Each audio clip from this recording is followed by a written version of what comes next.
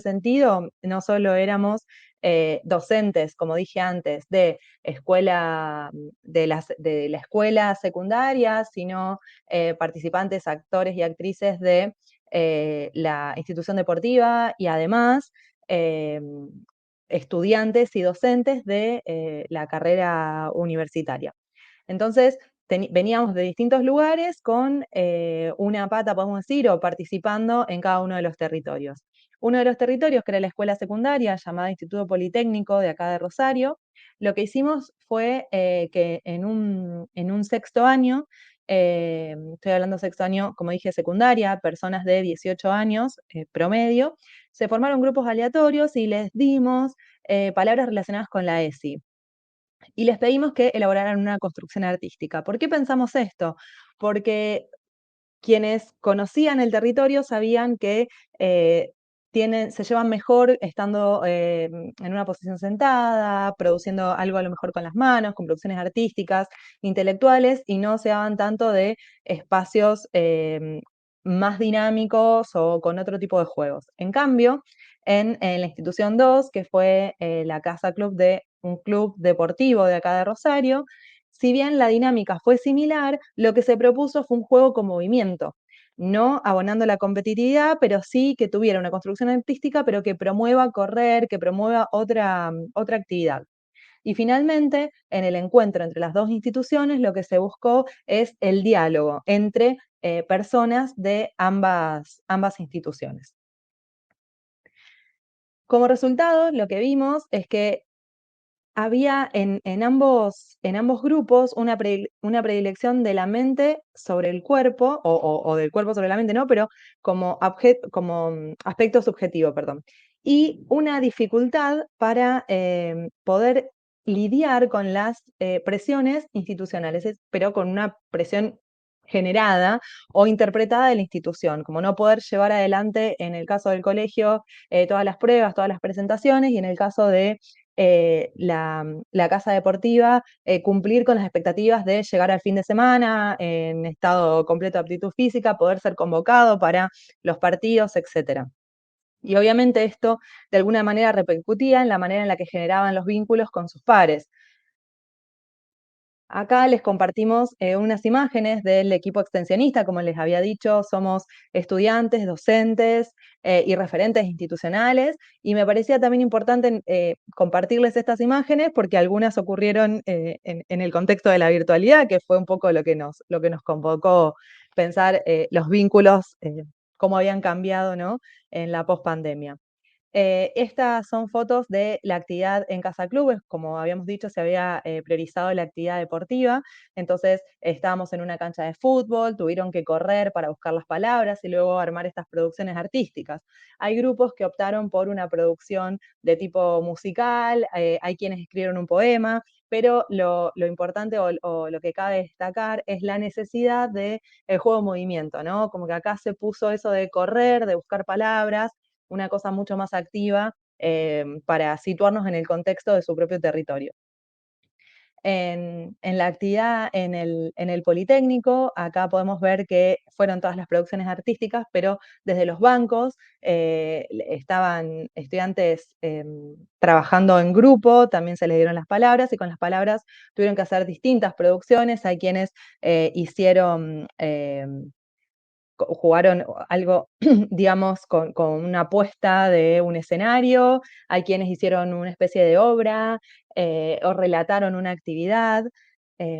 Y finalmente, estas son imágenes de la actividad de encuentro, en donde lo que se buscó es que las personas de ambas instituciones formen parte de un grupo mezclado, un poco tratando de que se conozcan, de que intercambien palabras. Entonces, lo que sucedió es que les dimos exactamente las mismas palabras con las que ya habían trabajado, pero para que trabajen en conjunto. Y algo que, para poder mezclar, ¿no?, este dinamismo y este juego que se había puesto en práctica en los espacios anteriores, fue llenar con palabras, como un juego famoso que es el Tutti Frutti, pero que las palabras se decidieran en grupo. Entonces, un poco que se daba este diálogo entre personas que no se conocían. y después tuvieron que armar un panel grande, que es el que se ve ahí en la última imagen, y ese panel justamente tenía estas palabras que han decidido para pensar en los vínculos saludables. Y algo que rescataron mucho era la importancia de las amistades, ¿no? Cómo pensar en que si yo me vinculo con una institución, con un deporte, con un trabajo, con lo que sea, necesito un soporte de amistades, necesito un soporte, construir un soporte saludable del entorno que me acompañe a atravesar, digamos, mi día a día. Entonces, como palabras finales o a modo de cierre, o sea, es pensar cómo la ESI y el propio saber, o sea, darle valor al propio saber de cada referente institucional que nos permitió habilitar estos espacios lúdicos, estos espacios de taller para gestionar estas actividades y facilitar también la revinculación o la vinculación entre estas personas que no se iban a conocer, digamos, de otra manera que no fuese a través de esta actividad. Y también pensar en la participación que tenemos cada persona del grupo extensionista, que si no le ponemos todo nuestro ejercicio, todo nuestro apoyo, toda nuestra participación y nuestras ganas de pensar las actividades, obviamente que estos proyectos no podrían seguir adelante. Y me tomo acá un breve momento para aclarar que este proyecto fue financiado por la Universidad Nacional de Rosario, entonces justamente también esto nos permite poder dedicarle tiempo para no solo consolidar el grupo extensionista, sino llevar a cabo estas distintas actividades. Así que, bueno, les agradezco la atención a esta presentación. Aí você pode começar a sua apresentação, você vai ter 7 minutos para apresentar, tá? Tá joia. Vamos lá, boa tarde então a todos e todas, me desculpem aqui ó, a confusão para apresentar. O meu nome é Clara, eu sou enfermeira obstetra e eu sou professora na Faculdade de Enfermagem da Unicamp. Eu estou aqui hoje então para apresentar o nosso trabalho desenvolvido no projeto de extensão e o título do trabalho então é Arte e Saúde no Grupo de Preparação para o Parto.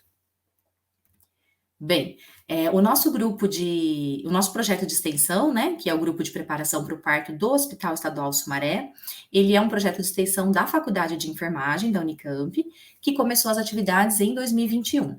E o nosso objetivo principal com o grupo é preparar as gestantes para que elas tenham uma experiência de parto mais satisfatória, não só a experiência de parto, mas também uma experiência gestacional, né, durante a gestação, mais satisfatória, positiva. E isso segue, né, as recomendações da Organização Mundial da Saúde e também do Ministério da Saúde. Além das atividades de educação em saúde que a gente desenvolve, que são as atividades, né, carro-chefe do nosso projeto de extensão, a gente também tem as atividades artísticas que a gente desenvolve. E a principal atividade artística desenvolvida é a pintura de barriga. Então, a pintura de barriga, ela funciona como um momento de vinculação mesmo do pré-natal, né, entre a mãe e o bebê, e auxilia no desenvolvimento desse sentimento de proximidade, de conexão afetiva da gestante, né, com o próprio bebê. A pintura, ela também é conhecida como ultrassom natural, né, porque justamente a gente faz uma pintura, né, nada mais é do que um desenho do bebê no abdômen da mãe, né, na barriga da mãe, e a gente tenta fazer o desenho muito próximo do tamanho que o bebê se encontra mesmo naquele momento da gestação. Então, além do bebê, a gente também consegue pintar os outros anexos da gestação. Então, por exemplo, a placenta, o cordão umbilical, o líquido amniótico e a delimitação do útero mesmo, né? A recomendação na literatura é que a gente faça essa pintura de barriga acima de 24 semanas. Mas lá no nosso grupo a gente estabeleceu um período, né, de 30 semanas acima para a gente realizar a pintura. Bom, então o objetivo do nosso trabalho, né, é realizar essa pintura de barriga nas gestantes que participam do projeto de extensão. Como que funciona? A pintura, ela é realizada por uma aluna nossa do projeto, né? Uma aluna bolsista, que é a Jaqueline Montesino. A Jaqueline é uma aluna indígena da Unicamp e que faz engenharia de alimentos. E a gente descobriu, né, que ela tinha esse dom artístico, nunca tinha feito pintura de barriga, mas a gente acabou se encontrando na universidade através da Bolsa BAS, e é ela que desenvolve as pinturas. A gente realiza as pinturas uma vez ao mês, no mesmo horário, né, no mesmo local onde acontecem os grupos. Então, inicialmente, a gente faz um teste de alergia, com a tinta, né, e com o lápis que vai ser utilizado. A gente utiliza tinta antialérgica, mas mesmo assim é bem importante que a gente faça o teste de alergia para que a gente não tenha nenhum problema ali durante a pintura, né?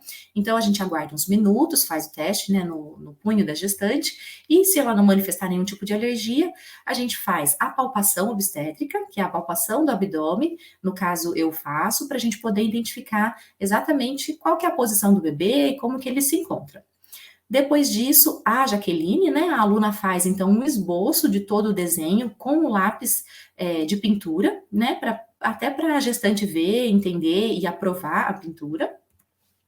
Depois a gente passa a fazer, de fato, a pintura com as tintas, né, antialérgicas, e até a finalização do desenho. É bem importante ressaltar que a gestante, ela participa, né, ativamente de todo esse processo, escolhendo principalmente os elementos que ela deseja inserir na pintura, porque isso, obviamente, garante mais singularidade, mais personalidade ao desenho. Né? Então, eu trouxe aqui um desenho, uma imagem, por exemplo, de uma gestante que trouxe a foto do quartinho, né, do bebê, e ela queria que fizesse uma pintura parecida, semelhante com o quartinho.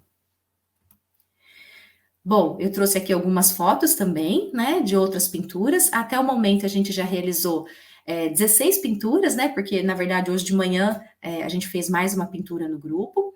E por meio do relato das gestantes, né, pelo que a gente acompanha enquanto elas fazem a pintura e depois também, a gente percebe que esse momento de pintar a barriga, né, de estar lá conosco e de ver, né, o bebê no seu tamanho real, ele é um momento de realmente de celebração da gestação, né, para essas gestantes, de uma conexão com o bebê que acaba sendo fortalecida ali no momento e acaba favorecendo uma experiência de gestação mais positiva, né? Então, eu trouxe aqui outros desenhos, né, de outras pinturas que foram realizadas. As pinturas, elas são sorteadas, né, então, entre todas as gestantes que estão com mais de 30 semanas, a gente sorteia mensalmente aquela que vai ganhar a pintura, combina o horário certinho no momento do grupo mesmo, e ela comparece para fazer a pintura. Muitas delas levam companheiro, filhos, né, e outras pessoas para participarem, e depois elas ficam com a pintura o dia inteiro, né, porque acaba que sai com água, e muitas delas nem querem tirar, né, mas não tem como, então elas permanecem durante o dia, algumas fazem ensaio de fotos, e até ter que tirar, né. Bom, então, como conclusão, então, essa atividade artística, ela é um diferencial do nosso grupo, né, que proporciona uma experiência mais afetiva para a gestante, né, e favorece também a proximidade e a vinculação dessa gestante no nosso projeto de extensão, porque a gestante acaba se vinculando mais com a gente mesmo, né, pelo fato de acompanhar as outras pinturas e quando elas ganham, né, de estar conosco, né, nesse processo todo. As pinturas demoram em torno de 1h30, 2 horas, mas são bem interessantes. A nossa experiência tem mostrado assim, resultados bem positivos para a promoção de uma gestação saudável e mais satisfatória. Essas foram as referências que eu utilizei e muito obrigada pela atenção. Obrigada pela sua apresentação, Clara. Pode ficar à vontade. Ok, muchas gracias. Oficialmente, muy buenas tardes. Muchas gracias por este espacio, por esta oportunidad de estar compartiendo con ustedes un poco de lo que es el trabajo que venimos realizando en la Facultad Politécnica. Es un trabajo que lleva ya muchos años, pero hemos oficializado en sí desde el 2014 hasta ahora, ¿verdad? El nombre es Alfabetización Digital. Es un trabajo hecho en conjunto por el ingeniero Guillermo Diosnel Achar y yo, Laura Ruiz Díaz, también con la colaboración de distintos docentes de las carreras y estudiantes de la Facultad Politécnica. Entonces, el objetivo principal es traer la alfabetización digital a comunidades de menor acceso a ellas, ¿verdad? Y que es la alfabetización digital es adquirir esas habilidades que son la de organizar, entender, evaluar y analizar el proceso de información que nosotros encontramos en las redes y en todo lo que tenga que ver con las tecnologías, ¿verdad? Este es un programa que nació en la Facultad Politécnica de la Universidad Nacional del Este, una institución que tiene carreras relacionadas a las TIC, que son la ingeniería de sistemas y la licenciatura en análisis de sistemas. Para eso nosotros hicimos primeramente un sondeo cuyos resultados también estaré compartiendo a continuación, y con el objetivo de saber qué es lo que están necesitando las personas aledañas al campus de la UNE o de la Facultad Politécnica, para que nosotros podamos ofrecerles algo que les favorezca en ese proceso de formación y crecimiento personal. Entonces, a través de este sondeo, lo que nosotros encontramos es que hay cierto déficit de alfabetización digital en esta comunidad, y de ahí nace el programa. El objetivo general es dictar cursos de alfabetización digital para niños, jóvenes y adultos de comunidades aledañas al campus de la Universidad Nacional del Este. Y entre objetivos específicos tenemos contempladas las de capacitar a niños, jóvenes y adultos en el uso de herramientas digitales, fomentar el desarrollo de habilidades críticas para la comprensión y evaluación de la información que ellos encuentran en línea, enseñar también a los participantes del proyecto a proteger su privacidad y seguridad en línea, y también fomentar el desarrollo de habilidades digitales específicas como el uso de herramientas de edición de videos, diseño gráfico, etcétera. Cursos que fueron incluyéndose en este programa. Entre los materiales que utilizamos está el de las computadoras. Nosotros solemos hacer esos cursos en el Laboratorio de Informática de la Facultad Politécnica, por lo tanto utilizamos los equipos de la institución, utilizamos su internet. También desarrollamos materiales didácticos que ahora con el tema de la pandemia, que por suerte ya queda el tema del uso de las plataformas de educación, entonces aprovechamos también el Classroom, que es bastante utilizado y es más fácil de utilizar aparentemente para nuestros estudiantes. Entonces utilizamos el Classroom para compartir esos materiales y también dejar de gastar en la impresión, porque anteriormente nosotros imprimíamos y ya sabemos el impacto ambiental. Entonces, tratando de disminuir eso, también optamos por digitalizar todo. Estos materiales, vale decir, son preparados por los estudiantes con el acompañamiento también de docentes y de los profesores de extensión. El sondeo previo nosotros hemos realizado en la comunidad educativa y barrios aledaños, de barrios aledaños, digo bien, de la Facultad Politécnica, a la comunidad en general que esté interesada en capacitarse en tecnologías, a funcionarios también de la Facultad Politécnica, y en ese principio tuvimos una muestra de 300 personas. El método, como mencionaba, fue a través de encuestas, y con los resultados nosotros comenzamos a diseñar oficialmente los diferentes cursos que contemplan este programa, ¿verdad? Que es alfabetización digital para niños, que es destinado a niños o estudiantes del 7º y 8º grado. Ellos con este curso aprenden sobre conceptos básicos de informática, uso de internet, crear un correo, entrar al Word, cosas así.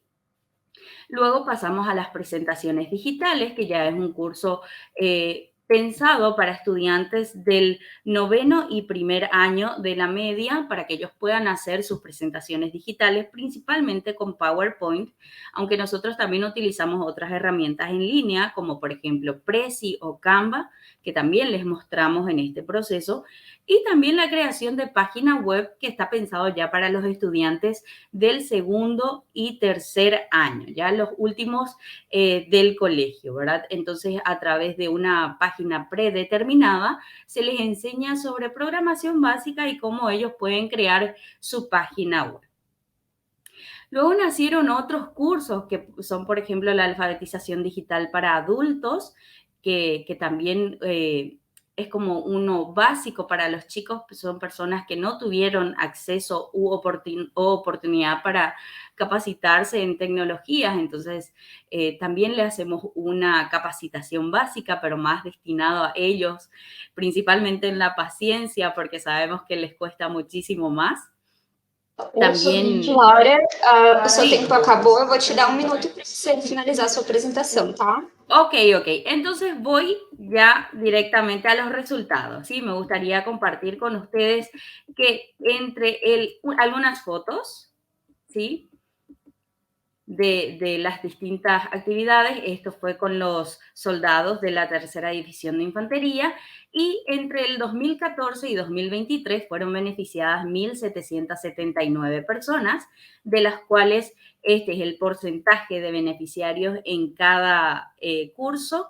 Y eso básicamente, en conclusión, es un trabajo que nos ha ayudado no solamente a conectarnos más con la comunidad, sino que a los estudiantes mismos, para que sepan lo que es la realidad de su entorno y de las cosas que ellos tienen que estar, en los que ellos tienen que estar preparados para enfrentarse el día de mañana como profesional. También les ayuda muchísimo a afianzar mejor sus conocimientos. Es todo. Muchísimas gracias. Pode iniciar. Boa tarde a todos. Meu nome é Tânia, sou mestranda de Ciência Animal pela Faculdade de Medicina Veterinária da Unesp de Araçatuba e vou apresentar o projeto de controle da leishmaniose visceral no monitoramento de vetores com a estratégia de encoleiramento em reservatório canino no município de Mariápolis, São Paulo. É um projeto financiado pelo FESIMA e ele integra o desenvolvimento sustentável e efetivo da sociedade. Bom, a leishmaniose é uma doença crônica, sistêmica e complexa, e no Brasil ela é transmitida por flebotomíneos, principalmente da espécie Lutzomia longipalpis, infectados por protozoários da espécie Leishmania infanto. O cão, ele é o seu principal reservatório, sendo também conhecido como reservatório doméstico. Os objetivos do projeto, ele é monitorar o impacto do encoleiramento nos cães, na densidade vetorial, apoiar na organização das atividades municipais e contribuir para a adesão da população. O flebotomínio, ele tem o seu principal criadouro em matéria orgânica em decomposição. E a matéria orgânica em decomposição, que está presente nos imóveis, inclusive nas residências, ela é uma das ações que integra o programa de vigilância e controle. As outras ações, elas são sustentadas e necessitam ser integradas para que a gente tenha os resultados satisfatórios no controle da doença. Os eixos que compõem o programa é a vigilância e controle do reservatório, vigilância e controle de casos humanos, do vetor, com as boas práticas ambientais, sendo sustentada todas as ações para a educação em saúde e mobilização social. O Ministério da Saúde, ele implantou uma estratégia adicional, que é a implantação de coleiras impregnadas com deltametrina 4%. Essa estratégia vem para contribuir a controlar a doença, tanto nos reservatórios domésticos quanto nos seres humanos. E a gente tem aí uma foto que é da equipe do município de Mariápolis trabalhando nessa estratégia de encoleiramento. O método que utilizamos para este projeto, dentro do município de Mariápolis, foi a vigilância entomológica. A vigilância entomológica, ela teve o impacto dentro do município, sendo que foram selecionados 24 imóveis, através esses imóveis foram selecionados para que pudesse utilizar as estratégias de armadilha luminosa, tipo CDC, e capturadores manuais. Essa vigilância teve o objetivo de capturar os flebotomínios para que pudesse, no segundo momento, ser levado para o laboratório, onde conseguiam se triar machos e fêmeas. Os machos, verificou-se a presença de manchas no abdômen e a identificação de espécies. Nas fêmeas, foram analisadas a fase de engurgitamento e a presença de ovos. Também foi utilizado dentro do projeto o método para a execução de atividades educativas. As atividades educativas, elas foram realizadas através de questionário, aplicado com os munícipes e também com os profissionais da saúde. Esses questionários, eles foram realizados através de uma abordagem dialógica, tanto com os munícipes quanto os profissionais, e conseguiram direcionar algumas atividades educativas realizadas dentro do município. Outra análise realizada pelo projeto foi os inquéritos sorológicos com os reservatórios domésticos. Esse inquérito ele é feito anualmente, realizado pelas equipes do município, e o encoleiramento ele é feito semestralmente em todos os cães. Bom, hoje a gente tem alguns resultados parciais, o projeto ainda está em andamento, mas a gente conseguiu já observar que no encoleiramento, com a periodicidade semestral, conseguimos encoleirar 434 cães, e a prevalência canina, que é feita através do inquérito, sendo que o inquérito é feito anual, teve uma prevalência de 13,36%. Foram capturados na vigilância entomológica 1.398 exemplares da espécie Lutzomia longipalpis. Desses, 1.248 foram fêmeas, com 2 pintas, e 3 com uma pinta só no abdômen, e 146 fêmeas. Das fêmeas capturadas na vigilância entomológica, 42,5% não tinham se alimentado, 41% eram recém-alimentadas e 16,5% estavam em fase de digestão, e 63,7% não tinham ovos. Quanto aos resultados das entrevistas com a população, foram entrevistados 59 munícipes, onde conseguimos observar que as pessoas entrevistadas não sabiam responder quanto à doença, quanto à sua transmissão, os fatores de risco quanto aos criadores do flebotomínio, a transmissão da doença, mas elas conseguiam identificar a importância da coleira como forma de controle do reservatório. As entrevistas com os profissionais da saúde, foram entrevistados 17 profissionais, todos eles conheciam sobre a doença, tinham conhecimento quanto às medidas preventivas, os sintomas no cão e no humano, e quando houve a pergunta como os profissionais tinham a percepção do aceite da população quanto às coleiras, eles responderam, 78% deles responderam que a população aceitava de forma muito satisfatória a implantação da coleira. 21%. Tânia, o seu tempo já acabou, tá? Eu vou te dar 1 minuto para você poder finalizar a sua apresentação. O importante é que ainda existiam alguns profissionais que acreditavam que a população não aceitava o encoleiramento. E quanto à conclusão, a gente compreendeu que a população ainda precisava ter algumas ações educativas sendo desenvolvidas, com uma abordagem dialógica, e o projeto agora irá passar por uma outra fase, onde será feita as análises do hábito alimentar do vetor e da infectividade, bem como ainda de algumas ações educativas. Muito obrigada. Ok. Primeiramente, boa tarde.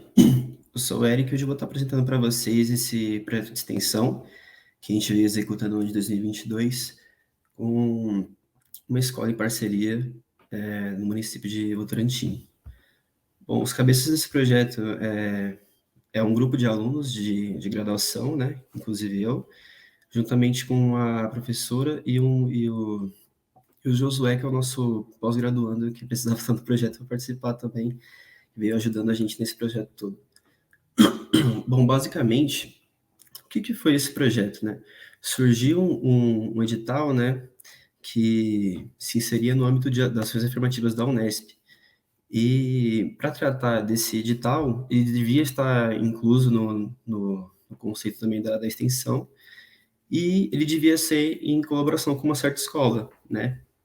Então, para esse desenvolvimento, a gente meio que tinha o objetivo de elaborar com esse grupo do Ensino Fundamental 2, né, no município de Votorantim, projetos utilizando os conhecimentos do nosso curso, né? A gente escolheu como viés da nosso projeto de extensão organizar as matérias que a gente via no decorrer do curso de graduação em Engenharia de Controle e Automação, simplificar esse conteúdo e transmitir para as crianças por meio do Arduino, que é uma plataforma de prototipação que a gente utiliza bastante no nosso curso, e sempre pautando também a questão do ensino robótico conforme a orientação da base comum curricular, que enfatiza a importância desse conceito no Fundamental 2. Né? Indo para a metodologia que a gente utilizou com as crianças, a gente sempre se pauta na questão do STEAM e Maker, né? E falando primeiramente do Maker, basicamente é uma metodologia de ensino que visa aplicar o conteúdo de uma maneira que a criança consiga desenvolver, né, que ela de fato bote a mão na massa ali para construir o seu projeto, para experimentar, para aprender de fato criando, né? Que o que a gente aprende muitas vezes aqui no curso de graduação é que é uma coisa muito mecânica, né? Uma coisa muito cálculo, muito método, muito conceito. E a gente entende que para passar esse conhecimento para a galera do Fundamental 2, a gente precisa minimizar isso e fazer com que eles entendam de fato sem ficar tanto no conceitual, né? Sem ficar tanto na ideia, como acontece na faculdade. E aí isso se estendia à construção de projetos que, por exemplo, visando o curso de Engenharia de Controle e Automação, seriam projetos que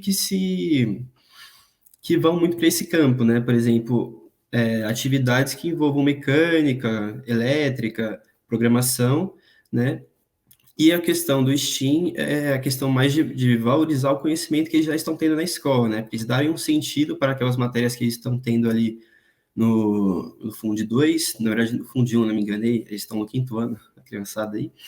Assim, fortalecer essas matérias e, de uma maneira, fazer um apego, né? Trazer a robótica de uma maneira de fácil compreensão pelo método da criação dos projetos e fazer uma associação com a ciência, a tecnologia, a arte, matemática, ainda mais com as matérias que eles estão tendo no próprio ciclo de ensino, né?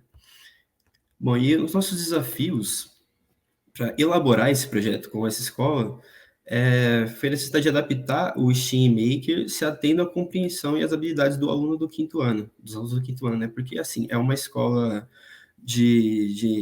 uma escola pública, né? Então, assim, a gente tem a baixa qualidade de ensino de alguns conteúdos que, por exemplo, nós não teríamos no ensino particular, né? Porque o ensino é defasado e acontece assim, né? Então, a gente tinha essa necessidade de adaptar o STEAM e Maker para a compreensão daqueles alunos naquela situação. Nós também tínhamos a questão da restrição dos recursos tecnológicos da escola, né? Porque, por exemplo, nós tínhamos uma internet muito lenta para trabalhar com a situação dos simuladores, né? Que a gente trabalhou muito com as crianças, tratando conceitos robóticos com simuladores que a gente consegue ver os componentes na tela, né? E também a gente teve outro desafio que foi a necessidade do apoio do diretor para adquirir os materiais, né? Para a gente conseguir não só trabalhar com a ideia do software, do simulador, mas também fazer com que as crianças conseguissem mexer em algum componente, né? E aí, indo para os resultados, aqui a gente tem um projeto que a gente elaborou com as crianças, que foi a elaboração de um projeto de semáforo, né? E o que a gente fez nesse projeto? A gente abriu o software de simulação com eles, explicou passo a passo, com desenho na lousa, com apresentação de slides assim, tudo que eles precisavam para conseguir fazer um semáforo e rodar certinho. Explicamos como que funciona o Arduino, né? Como que funciona a lógica que eles teriam que criar, por exemplo, esses programas que a gente está vendo na tela, e essas montagens foram todos os alunos que criaram, né? E a gente só indicou o passo a passo para eles e eles foram montando.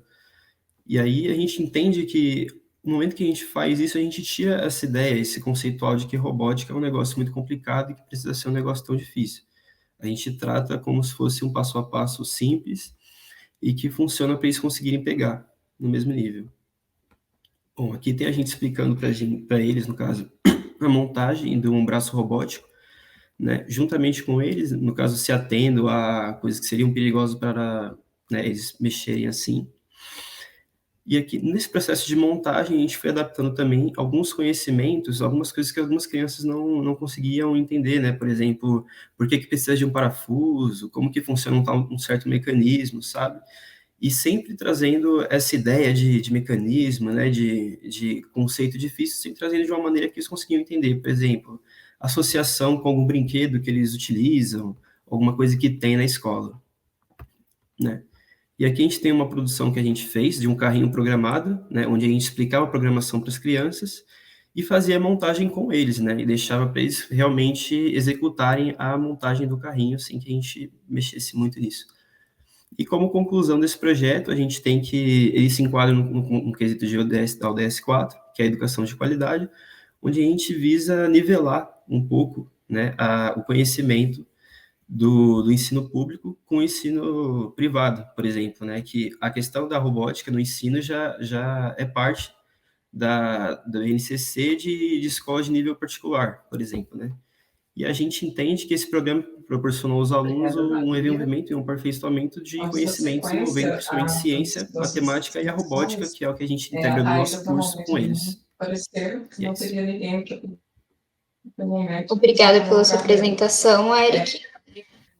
Boa tarde, eu sou a Bruna, eu sou estudante do curso de Ciências Biológicas da UFSC e eu vou apresentar o nosso trabalho sobre a gestão de resíduos sólidos com os Guarani da Tecoaviã em Major Gercino.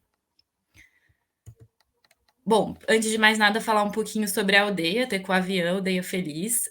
Tem uma população de aproximadamente 200 habitantes, distribuída em mais ou menos 50 famílias, e é uma reserva indígena de 165 hectares, que foi comprada pela União depois de um longo processo de desapropriação, né, e de definição da terra no ano de 2009. Bom, esse trabalho é sobre uma ação que a gente realizou dentro do projeto de saneamento ambiental em aldeias indígenas de Santa Catarina, que é um projeto de extensão da UFSC, vinculado ao Núcleo de Educação Ambiental.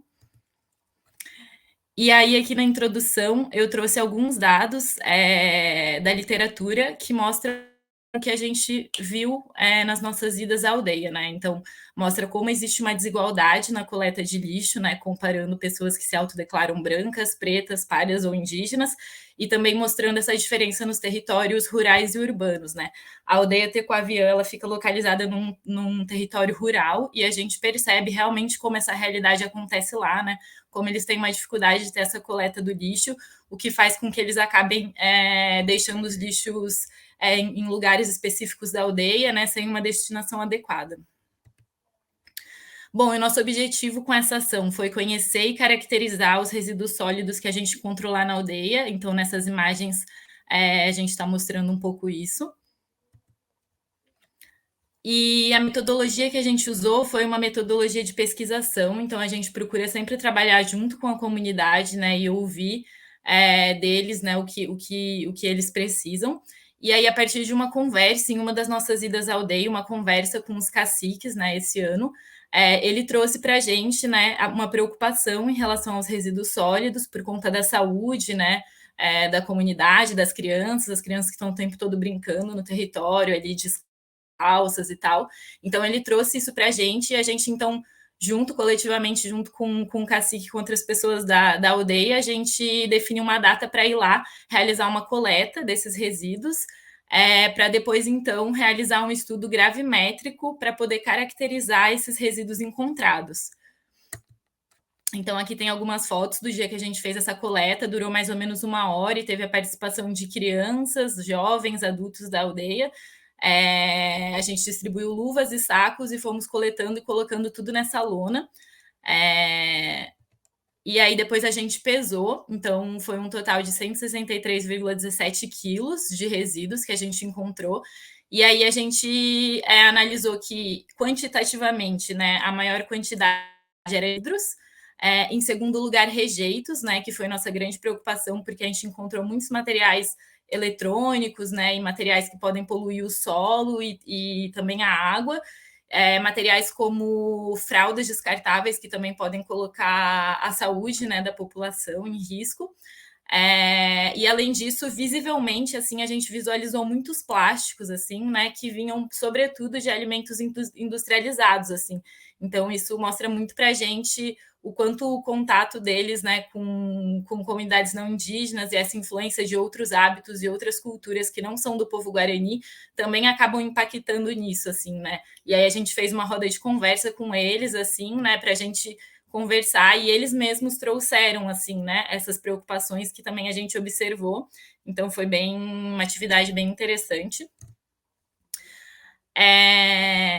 E aí depois dessa roda de conversa, né, e eles ficaram bem felizes, assim, né, de ver o quanto foi importante o envolvimento todo da comunidade, né, e o quanto a gente estava alinhado, e aí isso ajudou a gente a pensar nas nossas próximas ações dentro do projeto, né, então que envolvem principalmente a educação ambiental alinhada com a realidade local, então sempre ouvindo deles, assim, né, o que eles precisam e demandam, mas também realizar parcerias com cooperativas, né, para pensar na destinação correta desses resíduos e também numa geração de renda para a aldeia, e também parceria com grupos que trabalham com agricultura agroecológica, porque eles também sempre trazem essa questão do quanto eles estão distantes, cada vez se distanciando mais e tendo mais dificuldade para manter a tradição da cultura agrícola guarani, né? Por isso essa questão dos industrializados, né? E para daí pensar também na gestão dos resíduos orgânicos, né? Então já tem um grupo que chama Cepagro, né? Daqui de Florianópolis, que já trabalha com eles, então a gente tem pensando uma parceria, né? Para a gente trabalhar a parte da educação ambiental. E é isso, as referências. Obrigada. Chiara, pode iniciar sua apresentação. Boa tarde, gente. Meu nome é Chiara. Eu sou estudante de Educação Física da Unesp de Rio Claro. Eu sou licenciada já atualmente no curso bacharelado em Educação Física, fazendo a complementação.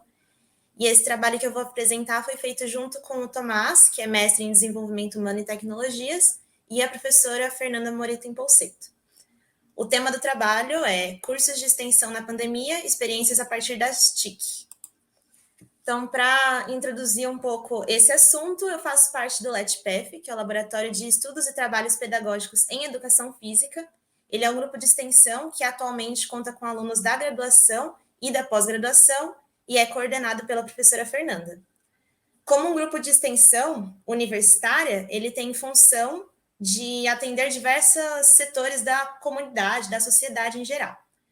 Em 2020 e 2021, a gente enfrentou um problema que foi a entrada do contexto pandêmico, o ensino remoto, e o grupo deixou de se reunir presencialmente e precisou ressignificar essa função. Porque antes o nosso trabalho era direto nas escolas, e agora a gente tinha que fazer outra abordagem dos assuntos que a gente trabalhava no laboratório. Então, a solução encontrada no primeiro momento foi a realização de cursos de extensão online para suprir essa função de atender a sociedade, né, as necessidades da sociedade, que na nossa área seria atender a formação continuada dos professores de educação física. Então, com o suporte das TICs, as tecnologias de informação e comunicação, a gente organizou cursos que tratassem do ensino de esporte, usando abordagens centradas nos jogos, com base na Base Nacional Comum Curricular, a BNCC. Então, resumidamente, acho que... Não sei se eu passei. O objetivo do trabalho é apresentar esses 2 cursos de extensão para a área da educação física, seguindo as demandas da BNCC, o documento norteador da Educação Nacional. Como método, esse trabalho de natureza qualitativa descritiva apresenta o conteúdo programático desses 2 cursos de extensão online, ofertados gratuitamente para a comunidade em 2020 e outro em 2021. O de 2020 trata do objeto de conhecimento Esportes de Rede e Parede, ele foi denominado Ensino dos Esportes de Rede e Parede no 2º ciclo do ensino fundamental. Já em 2021, o tema foi Educação na BNCC e o Ensino dos Esportes de Invasão. Para falar um pouco dos resultados, primeiro eu vou trazer as semelhanças entre esses 2 cursos. Ambos foram baseados na pedagogia do esporte, no ensino por meio de jogos, usando abordagens metodológicas para trabalhar o como ensinar os objetos de conhecimento da unidade temática esportes dentro da BNCC, a partir dessas abordagens metodológicas que foram escolhidas pelos membros do laboratório. Ambos tiveram também participantes variados, que iam desde graduandos em educação física até professores de educação física escolar em instituições públicas e também em instituições privadas, professores das universidades e profissionais de fora da área da escola. Sobre as diferenças de curso. Em 2020, já começa pelo tema, os esportes trabalhados eram os de rede e parede, e como um tema geral, foi tratado os esportes na BNCC, com uma primeira introdução falando de como identificar e definir princípios táticos em cada esporte e também a lógica interna de cada esporte, chegando com foco nos de rede e parede depois. Como participantes, tiveram 98 inscritos, uma taxa de concluintes de 50%, então 49 concluíram o curso. Já em 2021, o objeto de conhecimento trabalhado foram os esportes de invasão e abordou também temáticas como jogos esportivos e coletivos, que a gente chama de JEC, e também os modelos híbridos de ensino de esporte, porque a gente já estava no 2º ano ali com o ensino remoto, tanto na universidade quanto em algumas escolas. Sobre os participantes, a taxa de inscritos aumentou, comparando com 2020, e a taxa de concluintes diminuiu. Então, de 100 inscritos, apenas 20 concluíram o curso, e os membros do laboratório justificaram isso, né? Buscaram uma justificativa, e acredita-se que foi a flexibilização das medidas de restrição, então a retomada do presencial, atividades híbridas acontecendo, e também uma desmotivação com atividades online, que já vinham acontecendo há mais de um ano, e ninguém mais queria continuar ali, então se inscrevia e não terminava porque não queria mais ficar na frente do computador ou do celular, de outras ferramentas tecnológicas, que já vem para a parte do uso das TICs. Nós usamos ferramentas do Google, como o Google Classroom, o Google Meet e o e-mail do Google, o Gmail, e também grupos no WhatsApp, com os participantes do curso nos 2 anos e também com a organização do curso para manter um contato próximo. O uso das TICs foi a solução que a gente encontrou para otimizar o contato com os participantes e também realizar de maneira mais fluida as propostas do curso e conseguir realizar o curso em si, nesse momento online. Para finalizar, a conclusão do trabalho é que o trabalho expõe as ferramentas, como as ferramentas da TIC podem ser usadas na formação dos temas da educação física, seguindo as instruções do documento da BNCC, proporcionando uma alternativa para o trabalho de grupos de extensão. E essas são as referências que a gente usou, tanto na elaboração desse trabalho, quanto na elaboração dos 2 cursos. Certo. Olá, boa tarde.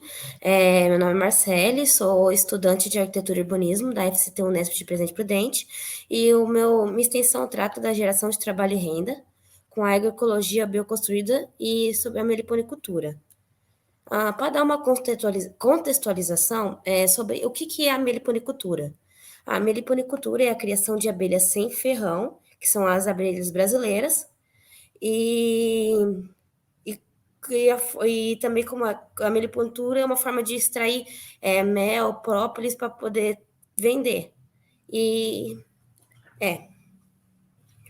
Bem, como introdução, o trabalho da geração de trabalho e renda na meliponicultura e seus impactos positivos, tanto no meio social quanto no meio natural.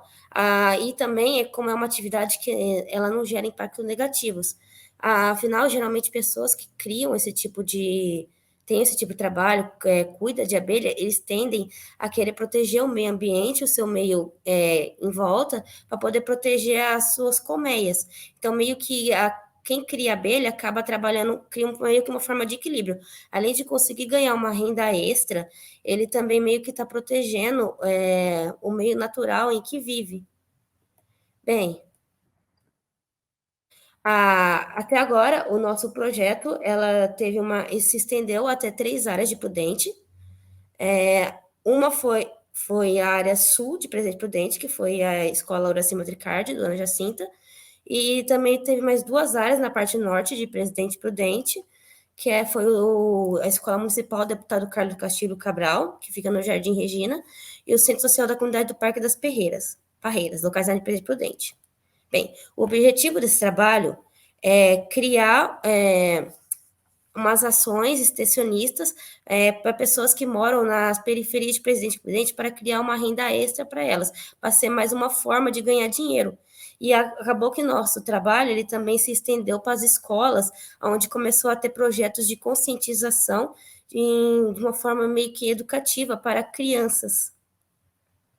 E então, meio que além da gente mostrar uma outra forma de ganhar um dinheiro, uma renda extra, sem gastar muito, porque não há necessidade de gastar tanto para poder criar as abelhas sem ferrão, meio que também mostramos como elas são importantes para o meio do nosso dia a dia.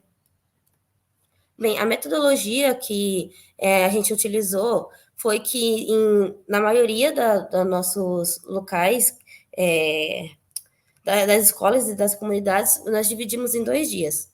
O primeiro dia foi pensado em ser algo mais prático, então foi meio que conversação e roda de conversa, onde sempre perguntávamos se alguém conhecia a meliponicultura ou se já ouviu falar, e por incrível que pareça, aparentemente bastante pessoas conheciam sobre a meliponicultura, sobre as abelhas, até crianças de 7, 6 anos diziam, nossa, meu tio, meu avô, ele cria. Então, meio que já nessas pessoas, né, nessas comunidades, já existia até que uma certa cultura. Então, meio que nosso projeto acabou mostrando que dá para ir além do que eles conhecem. E também, aí no segundo dia, a ideia foi algo ser mais prático, onde a gente ensinou a montar iscas, feitos com materiais reciclados, que serve para poder atrair e capturar essas abelhas. Então, além de montar as iscas, também foi mostrado que dá para poder ter essa forma de renda, como já foi falado anteriormente, sem ter muitos gastos. Afinal, você consegue ter a sua colmeia, retirar o mel, utilizando materiais que você pode encontrar no fundo da sua casa. Por exemplo, com garrafa, jornal, saco plástico, você consegue ter esse tipo de criação. E como esse tipo de renda, ela é bem diferente das outras que as pessoas geralmente daqui da minha região estão acostumadas a ter.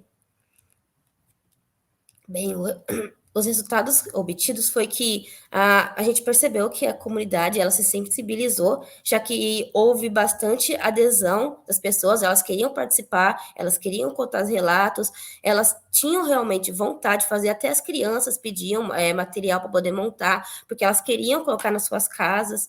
E também uma coisa que no final das conversas, da nossa visita, tanta comunidade, tantas escolas, elas meio que postavam nas suas redes sociais sobre o projeto, então meio que, não intencionalmente, acabou se expandindo o nosso projeto, então acabou alcançando pessoas além das comunidades que já estavam planejadas, e como isso foi realmente uma coisa muito boa, porque através das redes sociais, pessoas de outros lugares, de outras partes de Presidente Prudente, falavam como isso era importante, como elas adorariam também participar desse projeto. Então, como esse projeto, se um dia for ser continuado, pode ter bastante adesão, porque as pessoas realmente gostam. E também um dos resultados positivos foram que eles aprenderam a construir as iscas, né? Então, meio que ao final das aulas, das conversas, depois que eles terminavam de montar as iscas eram sorteadas para a comunidade e alguns eram dados de presente para essas pessoas. Então, ao final, eles saíram distribuindo as iscas. Então, meio que A gente criou uma área de expansão maior para poder o impacto das abelhas. Então, nós saímos da parte prática e realmente colocamos em ação as nossas ideias. E com a conclusão é que as atividades, como eu já tinha falado antes, elas revelaram ser uma atividade sustentável e bem proativa, capaz de fortalecer as comunidades e contribuir para a preservação da natureza. Então, meio que bastante das comunidades que a gente visitou, tem uma ou duas que eram comunidades que meio que elas estavam tendo os impactos negativos por elas estarem afastadas, né, porque elas são da zona da periférica, e meio que a conservação que tinha na região não era muito boa. Então, com a nossa ida e a demonstração que podemos melhorar o ambiente, eles meio que adoraram. Então, acabou que eles resolveram engajar e continuar o projeto, mesmo depois de ter acabado, eles quiseram continuar. Então, eu acho, tipo, nós criamos uma corrente muito forte. Bem, aqui são as conclusões que eu uso para a pesquisa, e muito obrigada. Boa tarde a todos, eu sou a Milena, eu sou aluna do curso de Engenharia Ambiental da Unesp do campus Presidente Prudente. Vou apresentar hoje meu projeto de extensão, que tem como título a avaliação dos catadores de materiais recicláveis e da coleta seletiva no âmbito do Consórcio Intermunicipal de Resíduos Sólidos do Oeste Paulista, o CIRSOP, e o apoio da Regional de Presidente Prudente do Ministério Público do Trabalho, o MPT. Cuja orientação é do professor Fernando Okimoto, que tem financiamento da PROEC também. O eixo temático é o desenvolvimento sustentável, Estado e sociedade. Bom, esse projeto, ele nasceu de uma parceria entre a Rede Realsan, que é a Rede de Extensão Universitária em Resíduos Sólidos, Soberania Alimentar e Sustentabilidade Socioeconômica, que tem coordenação do professor Fernando Okimoto, com o Ministério Público do Trabalho da Regional de Presidente Prudente, que é uma forma de avaliar a gestão da coleta seletiva e organização dos catadores nesses 55 municípios que aparecem aqui nesse mapa.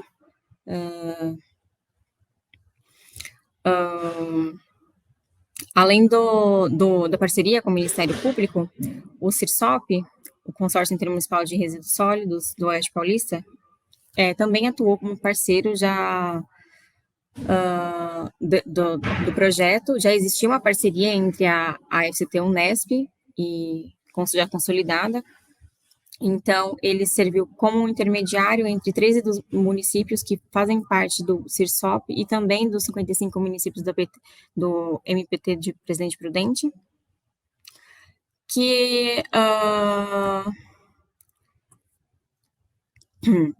para fazer esse projeto, a gente usou como base a metodologia proposta pela professora doutora Gina Bezem e outros autores que propõem a utilização de indicadores e índices de sustentabilidade, tanto da coleta seletiva quanto da organização dos catadores, para que seja possível diagnosticar e monitorar o serviço que é realizado, também como melhorar o desempenho e aumentar a qualidade e renda desses catadores das cooperativas. Os objetivos do trabalho apresentar o processo de formalização, como eu já expliquei, da parceria com o Ministério Público do Trabalho, da Regional de Presidente Prudente, para avaliar a gestão da coleta seletiva e da organização dos catadores dos 55 municípios, além de apresentar a metodologia também desenvolvida pela Bezem, sobre a avaliação da coleta seletiva. Esses dois mapas, esse primeiro mostra a eficiência da coleta seletiva nos 55 municípios, e o segundo, o número de catadores organizados nos 55 municípios também do PTM de Presidente Prudente. Bom, a metodologia consistiu em estudar a metodologia da Bezem, estudar os índices e os indicadores que ela propõe para aplicar nos municípios em formato de questionários, em reuniões com o MPT, com o CIRSOP e a Realsan, e também a Universidade de Lisboa, uma parceria com a professora Margarida Queiroz, que também trabalha com catadores, mas voltado para a questão de gênero. Ela contribuiu também para o desenvolvimento dos questionários. A aplicação dos questionários, durante um outro trabalho que a gente realizou de gravimetria, que é uma parceria da Unesp com o CIRSOP. A gente aproveitava enquanto ia fazer a gravimetria, que é uma qualificação, um processo de qualificação e quantificação dos resíduos sólidos do município. Então, a gente ia fazer a gravimetria, aproveitava e aplicava os questionários. E a avaliação desses resultados. Bom, como resultado, a gente tem o desenvolvimento de 2 questionários. Um para coleta seletiva, baseado nos 16 indicadores de sustentabilidade propostos pela BSEM, que cada indicador é dividido em grupos, é agrupado em 5 aspectos: os institucionais, relações com a sociedade, sobre a eficiência, condições de trabalho, saúde e segurança do trabalhador e custos. E os outros 21 indicadores da organização dos catadores. Foram feitos esses 2 questionários com base no que é proposto na metodologia da BSEM, e também desenvolvemos um 3º questionário para avaliar a estrutura e a infraestrutura da sede dos catadores. Este 3º questionário foi desenvolvido por alunos do curso de arquitetura, para avaliar a percepção dos catadores em relação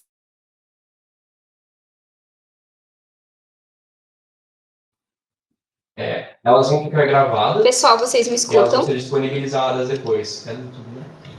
No YouTube. Então a gente está gravando essa apresentação e elas também estão sendo gravadas. Aí Ok, então, a gente tem ainda alguns minutinhos. Se vocês tiverem alguma pergunta ou quiserem discutir algum assunto entre si, vocês têm 12 minutos. Alguém quer colocar alguma coisa, quer falar alguma coisa, fale aqui no chat, que daí eu coloco vocês na tela. Alguém tem alguma pergunta, pessoal? Não? Ficam faltando. Beleza, então. Pessoas, Então a vai dar gente tempo, finalizou né? a nossa transmissão. Eles apresentarem. Aqui, o congresso ele continua, vocês podem acessar a programação pelo Instagram e pelo site do congresso, que é Congresso OGM 2023, para continuar por dentro do que vai estar acontecendo, tá? A gravação ela vai estar disponível no YouTube em breve. Ok? Muito obrigada. Boa tarde a todos.